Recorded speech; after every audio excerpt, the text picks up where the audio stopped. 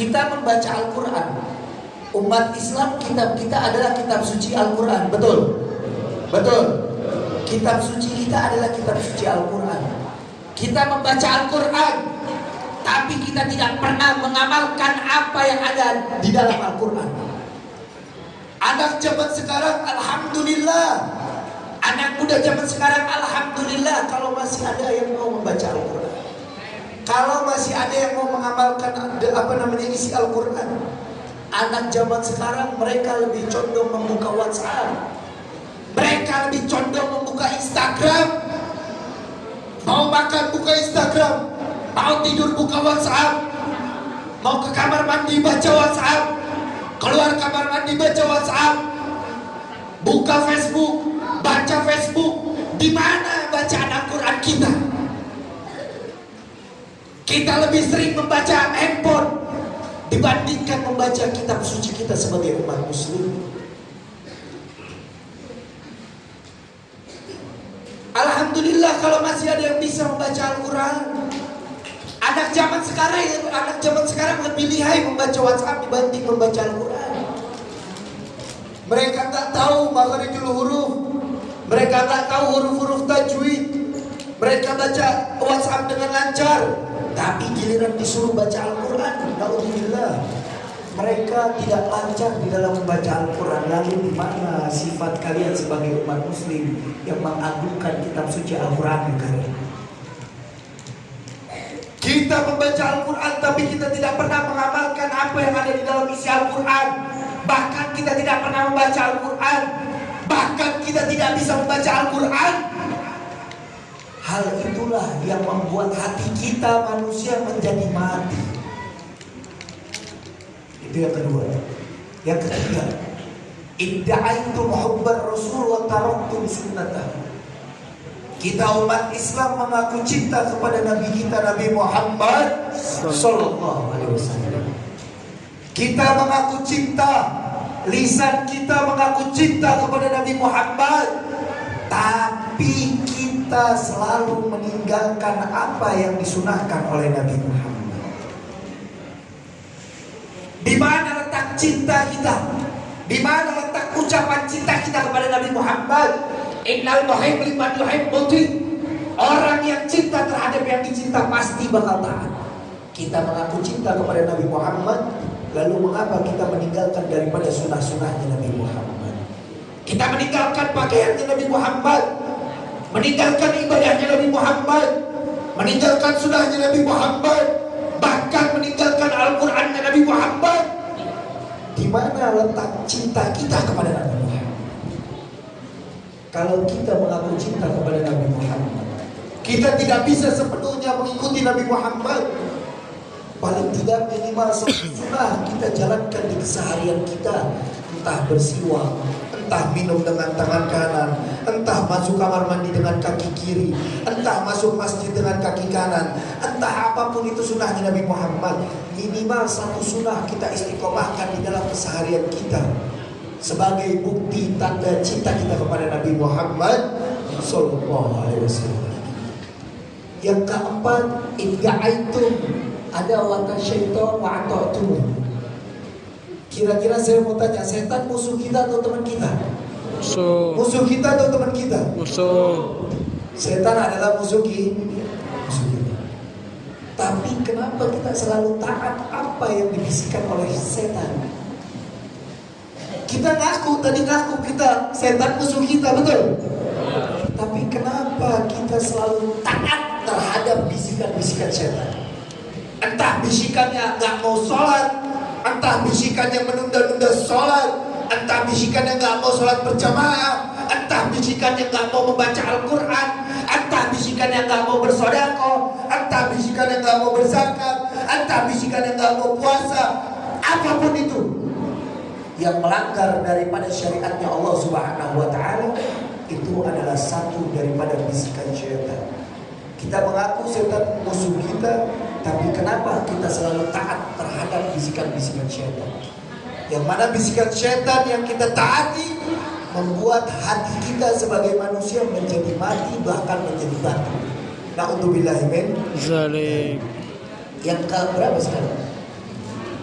Yang keberapa Bu? Biasa ibu-ibu ingatannya kuat nih. Bu, yang keberapa Bu? Yang kelima. Yang kelima. Idda'aitum dukhulal jannah walam ta'amalulah.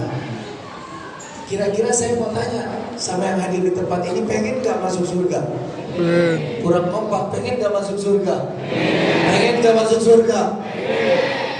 Apa yang sudah kita perbuat, apa yang sudah kita kerjakan di dalam keseharian kita sebagaimana orang-orang yang pantas untuk masuk ke dalam surga Allah? Gak usah dijawab, tanya diri kita masing-masing. Apa yang sudah kita kerjakan, amal apa yang sudah kita lakukan, yang mana pekerjaan tersebut menjadi pantas untuk kita masuk ke dalam surganya Allah Subhanahu. Salah satu pekerjaan kita yang pantas untuk masuk ke dalam surga, ya ini, kita hadir di dalam majelis, hadir di dalam kajian-kajian, mendengarkan kajian-kajian ilmu agama. Ini adalah salah satu pekerjaan yang insya Allah menjadi wasilah untuk kita masuk ke dalam surganya Allah Subhanahu wa ta'ala. Amin ya rabbal alamin. Yang ke-7, betul Bu? Oh yang ke-6, maafin lupa. Yang ke-6, kalau ibu apa? Ibu anaknya ada berapa Bu? Masing-masing. Istrinya, suaminya? Hah? Satu. Yang ke-6, idda'aitum najata minan nar wa ramaitum fiha anfusakum. Kira-kira saya mau tanya lagi yang ada di tempat ini, jawab yang kompak. Pengen gak masuk neraka? Enggak. Pengen gak masuk neraka? Enggak. Pengen gak masuk surga? Pengen gak masuk neraka? Enggak. Pengen gak masuk surga? Wah belibet, ada yang pengen, ada yang enggak, ada yang pengen, ada yang enggak. Pengen gak masuk neraka? Enggak. Tidak ada yang mau masuk neraka, saya juga gak mau. Jangankan masuk neraka, melihatnya aja males. Betul gak? Kita gak pengen masuk ke dalam neraka, tapi tanpa kita sadari, diri kita sendiri melemparkan untuk bisa masuk menjadi bahan bakar api neraka. Naudzubillah min dzalik. Kita gak mau masuk neraka, tapi tanpa kita sadari, kita ini melemparkan diri kita untuk menjadi bahan bakar api neraka. Maksudnya apa? Selalu menjalankan apa yang diharamkan oleh Allah, selalu menjalankan apa yang dilarang oleh Allah, tidak mau menjalankan apa yang diperintahkan oleh Allah. Itulah hal yang menyebabkan diri kita menjadi bahan bakar api neraka. Naudzubillah min dzalik. Sekarang yang berapa Bu? Yang ke-7. Yang ke-7, qultumil maut haq walam tasta'in walam ta'tabiru. Kita mengatakan kematian itu ada. Kullu nafsin dha'iqatul. Setiap yang bernyawa pasti bakal mati. Lalu apa yang sudah kita kerjakan? Apa yang sudah kita siapkan? Apa bekal kita untuk menghadapi kematian kita? Kita tahu orang-orang soleh yang meninggal dunia, mereka banyak yang hadir tanpa diundang untuk melihat jasad-jasad mulia orang-orang soleh yang meninggal. Kita sering melihat orang-orang yang fasik, yang sering melakukan maksiat, yang datang jarang. Alhamdulillah masih mau ada yang nyolatin. Kita tahu perbedaan yang jelek dan yang baik. Tapi apa bekal kita untuk menghadapi kematian? Apakah kita mau mati dalam keadaan husnul khotimah atau su'ul khotimah? Mau mati husnul khotimah atau su'ul khotimah? Husnul. Amin. Semoga keluar dari sini kita meninggal dalam keadaan husnul khotimah. Amin ya rabbal alamin. Dan yang ke-8. Yang ke-8, ishtaghaltum bi uyubin nas wa lam tajadilu bi uyubikum. Kita selalu sibuk terhadap aib manusia. Kita selalu sibuk aib tetangga, kita selalu sibuk aib keluarga, kita sibuk aib orang-orang, kita sibuk dengan aib manusia lainnya, tapi kita gak pernah ngaca diri sibuk terhadap aib kita. Biasanya ibu-ibu tuh yang rempong tuh, betul gak? Ibu-ibu, betul gak lo? Tapi gak ibu-ibu di kampung sono. Kampung sini mah ibu-ibunya Masya Allah semua. Ada tetangga pakai emas, dia ngomel sama suaminya minta dibeliin emas juga. Ada tetangga pergi haji, Dia ngerongrong suaminya untuk pergi haji juga. Hati-hati. Baik buruknya suami itu tergantung dengan istrinya. Mereka orang-orang yang maling, mereka orang-orang koruptor, itu karena tuntutan istri. Asal ibu tahu, itu karena tuntutan istri. Karena istri yang tidak pernah bersyukur, istri yang selalu menuntut kepada suaminya di luar kemampuan suaminya, sehingga suaminya memperlakukan dirinya dengan dolim untuk bisa memuaskan hawa nafsu sang istri dan berbuat maksiat, yakni mencuri duit-duit orang-orang lain. Oleh karenanya jadi istri yang soleha, istri yang pandai bersyukur, istri yang menerima kekurangan suami. Pada zaman Nabi Muhammad SAW, anak Nabi Siti Fatimah pernah dikatakan oleh Nabi, wahai Fatimah, kamu mau tahu nggak siapa yang menjadi teman kamu nanti di surga Allah Subhanahu wa Ta'ala? Apa jawab Siti Fatimah? Wahai ayahku, aku ingin tahu siapa wanita itu. Apa jawab Rasulullah? Wahai Fatimah, kamu ke ujung kampung. Di salah satu ujung kampung ada satu rumah. Rumah tersebut adalah rumah seorang istri yang bernama Muti'ah. Nah, ini Muti'ah adalah wanita soleha yang menjadi teman Siti Fatimah di dalam surganya Allah Subhanahu wa Ta'ala. Akhirnya Siti Fatimah penasaran dong, apa sih amalan yang Muti'ah perbuat sehingga bisa menjadi temanku di dalam surganya Allah Subhanahu wa Ta'ala. Akhirnya Siti Fatimah datang bersama Sayyidina Husain. Sayyidina Husain pada saat itu masih kecil, diajak, diketok rumahnya. Tok tok tok tok. Assalamualaikum. Waalaikumsalam. Siapa di luar? Jawab kata Muti'ah. Saya Fatimah binti Rasulullah. Oh, Fatimah binti Rasulullah. Sama siapa wahai Fatimah engkau datang? Kalau engkau datang sendiri, engkau silakan masuk. Tapi kalau engkau datang bersama lelaki, aku izin dulu terhadap suami saya. Sedang yang kebetulan suaminya sedang di luar rumah. Oh iya, saya datang membawa Husain. Husain masih kecil, Sayyidina Husain masih kecil, belum balik. Saya datang membawa Husain. Apa jawab Muti'ah saking taatnya kepada Allah Subhanahu wa Ta'ala? Wahai Fatimah, mohon maaf, saya tak bisa memberikan lelaki lain masuk ke dalam rumah saya tanpa izin suami saya. Padahal Sayyidina Husain masih kecil, anak kecil. Seorang Muti'ah begitu taat kepada Allah, begitu taat kepada perintah suami, tidak berani memasukkan lelaki asing ke dalam rumahnya tanpa izin suami. Zaman sekarang ada istri, suaminya kerja, datang Pak RT, tok tok tok tok, assalamualaikum. Oh Pak RT masuk silakan. Oh ngopi dulu Pak RT, ngopi. Oh Pak RT ngobrol. Banyak yang kayak gitu. Banyak yang kayak gitu. Suaminya nggak tahu ada PRT di dalam rumah, nggak tahu ngopi bareng sama PRT di dalam rumah. Ini istri kurang ajar, nggak berizin sama suaminya lagi. Mentang-mentang PRT-nya PRT Kumikir tadi sebetulnya Turimin. Yang orangnya manis, masya Allah, hitam-hitam kereta api, hitam-hitam banyak yang menanti. PRT masuk kita ngopi. PRT mau kopi atau mau teh? Mau kopi aja. Makanannya mau apa? Makanannya steak aja. Oh PRT kopinya pakai gula atau enggak? PRT-nya jawab, enggak usah pakai gula, cukup pakai senyuman kamu udah manis.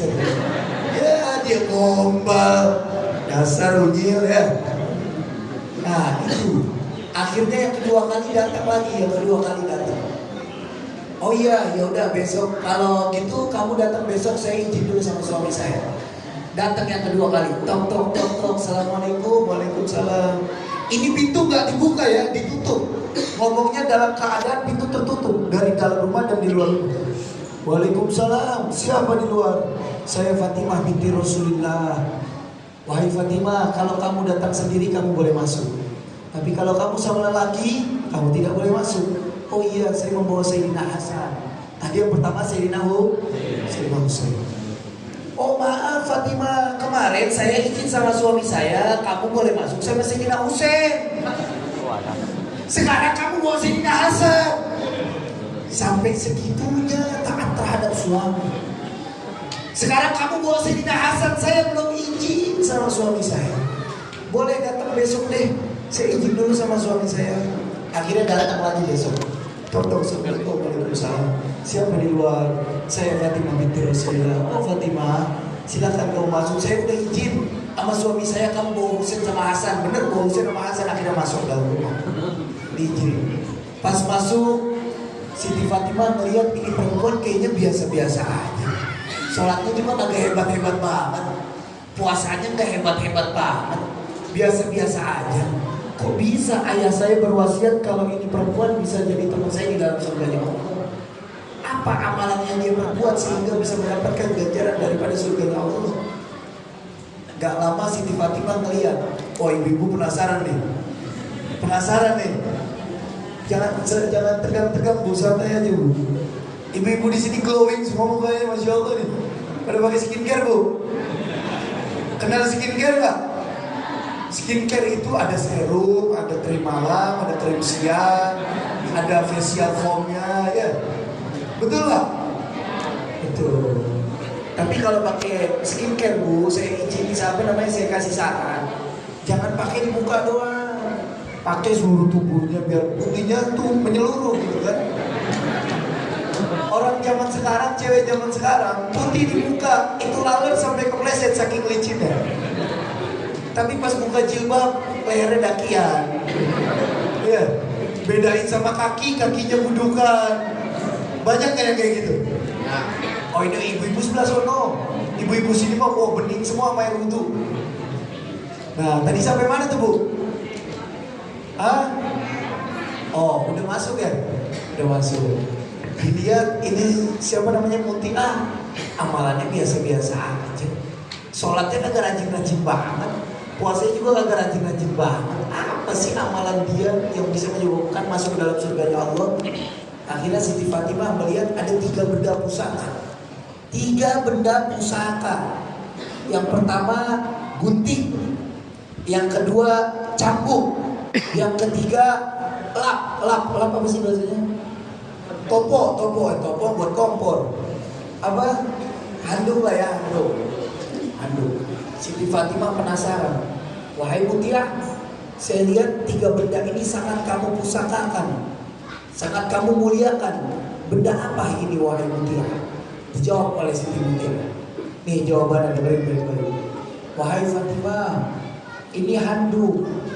Handuk ini untuk melap keringat suami saya ketika suami saya pulang bekerja mencari nafkah untuk saya dan anak-anak saya. Ini handuk ketika suami saya pulang ke rumah, saya elap keringat suami saya yang mencari rezeki halal untuk menafkahi saya dan anak-anak saya. Saya elap keringat suami saya. Sebegitu menghargainya seorang istri terhadap suami. Gak ditanya, Bang belum dapat berapa hari ini? Enggak ditanya, belum ditanya kayak gitu, enggak. Kalau istri sekarang, Assalamualaikum, Waalaikumsalam, Bang dapat berapa Bang sekarang Bang? Besok bisa beli mobil kagak? Udah nuntut begitu. Ini gak pernah sedikit pun Mutia membicarakan uang dan penghasilan yang didapat pada hari itu. Dielap ini keringat suaminya dengan penuh kasih sayang, dengan penuh pandangan cinta, yang mana suaminya telah jerih payah, capek, susah mencari nafkah. Mau dapat, mau tidak dapat, tetap dihargai seorang suami. Itu wanita soleha. Kalau wanita yang kurang ajar, dapat duit dia cinta, nggak dapat duit dia injak. Betul nggak? Dapat duit abang disayang, nggak dapat duit abang dibuang. Ya, itu wanita kurang ajar.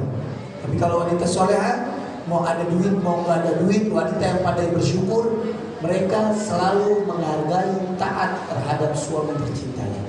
Itu yang pertama, elap untuk mengelap keringat suaminya yang mencari nafkah. Yang kedua, Yang kedua cambuk. Ditanya, lalu cambuk ini buat apa wahai Mutia? Oh, cambuk ini ketika kita menghidangkan makanan untuk suami saya kasih cambuk ini kepada suami saya. Dan saya berkata, wahai suamiku tercinta, apabila ada rasa yang tidak enak di dalam masakan saya, kamu boleh cambuk saya. Apabila ada rasa masakan saya yang tidak enak, kamu boleh cambuk saya, karena saya tidak becus menghargai kamu sebagai suami. Tapi suaminya tidak tega. Suaminya penuh cinta, penuh penghargaan terhadap istrinya. Walaupun enak gak enak dibilang enak, walaupun keasinan dibilang aja enak. Kalau suami sekarang tetap aja dibilang asin lah, dibilang gak pandai masak lah, dibilang mau kawin lagi lah kalau keasinan. Rata-rata begitu, kalau keasinan mau kawin lagi lu ya. Padahal mah emang ketumpahan keringat padahal. Nah itu cara menghargai suami. Yang ketiga apa nih? Gunting. Yang ketiga gunting. Dengerin baik-baik. Yang ketiga gunting. Lalu gunting ini untuk apa wahai Mutia? Oh, gunting ini wahai Fatimah. Ketika kita ingin tidur, suami saya dan saya ingin tidur, saya kasih gunting ini kepada suami saya. Wahai suamiku tercinta, apabila dari tadi pagi terbit matahari sampai kita mau tidur, ada lisanku, ada perkataanku yang menyinggung hatimu, maka saya siap dipotong lidah saya karena saya menyinggung hati suami saya. Sebegitu menghargainya seorang mutia terhadap suaminya. Kalau ada dalam ucapanku menyinggung hatimu, maka saya sebagai istri siap dipotong lidah saya untuk tidak lagi menyinggung hatimu.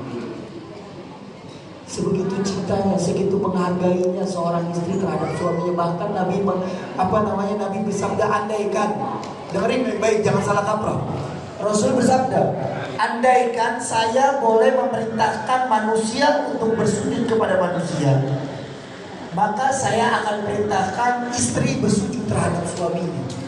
Kalau misalkan boleh, tapi tetap sujud untuk Allah Subhanahu wa Ta'ala. Kenapa bisa diambil perumpamaan seperti itu? Sebegitu besar, sebegitu agung kehormatan seorang suami di naungan istri tercintanya.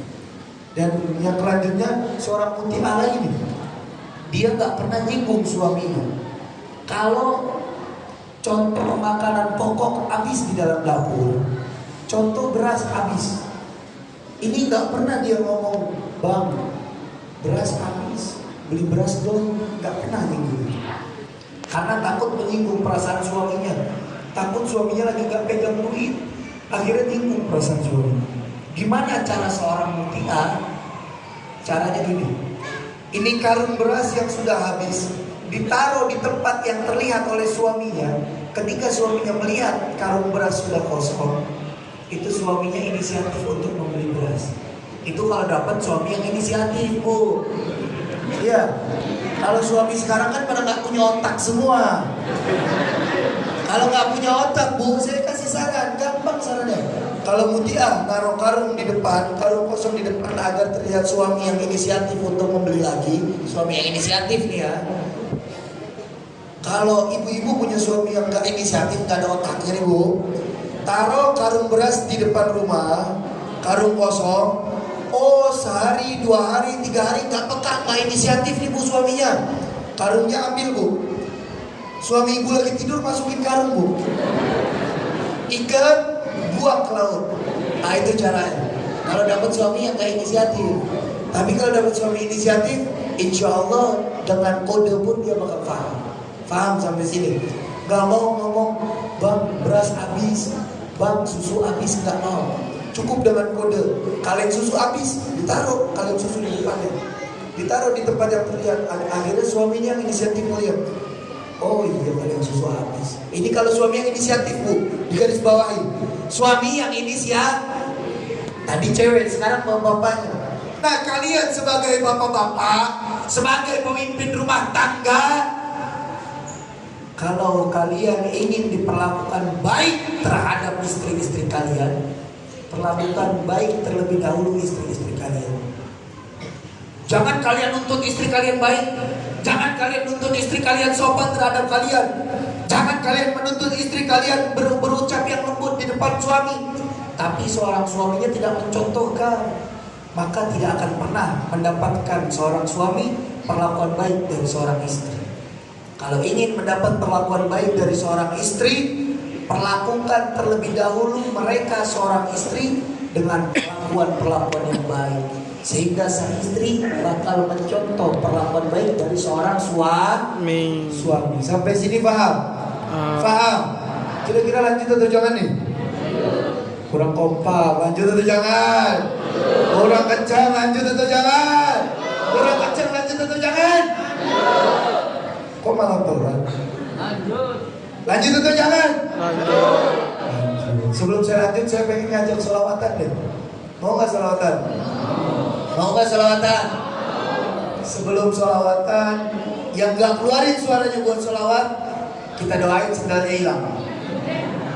Nah, kalau ada sendalnya yang hilang temen ibu, berarti dia tadi nggak selawatan tuh, Bu. Tapi kalau yang nggak hilang, berarti dia mau mengucapkan, membasahkan lidahnya untuk berselawat kepada Nabi Muhammad Sallallahu. Kita baca selawat nariyah. Selawat nariyah ini mempunyai fadilah-fadilah, keutamaan-keutamaan yang khusus.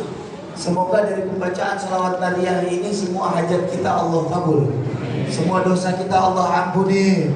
Yang sedang usaha Allah lancarin usahanya, sedang sakit Allah angkat penyakitnya. Semua apapun yang kita inginkan dikabul oleh Allah Subhanahu wa taala berkat daripada pembacaan selawat nariyah. Siap baca selawat? Siap baca selawat? Keluarin suaranya semua. Allahumma sholli salatan aminatan wa salim salaman ala sayyidina Muhammadin ladhi tanhalu bil qadu wa tanfariju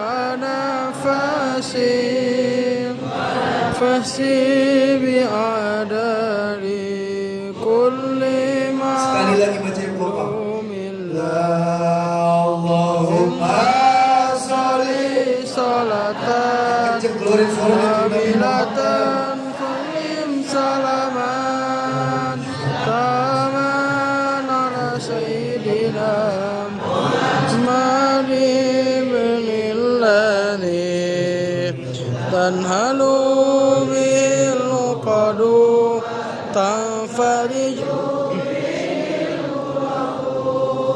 wa tuqadha bil hawaiju wa tunalu biraqaibu husnul khawatimi yustasqal ghamamu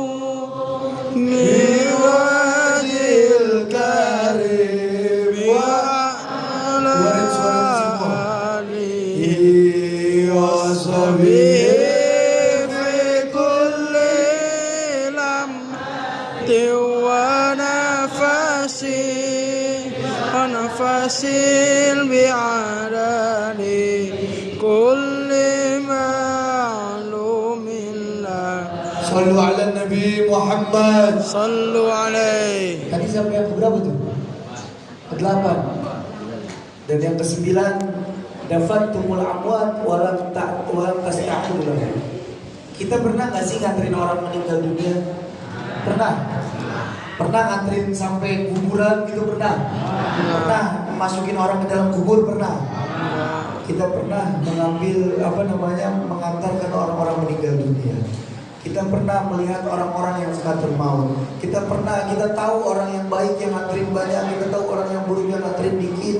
Tapi apa yang sudah kita ambil dari itu semua, pelajaran itu semua? Apakah kita mau meninggal dalam keadaan baik atau mau meninggal dalam keadaan hina?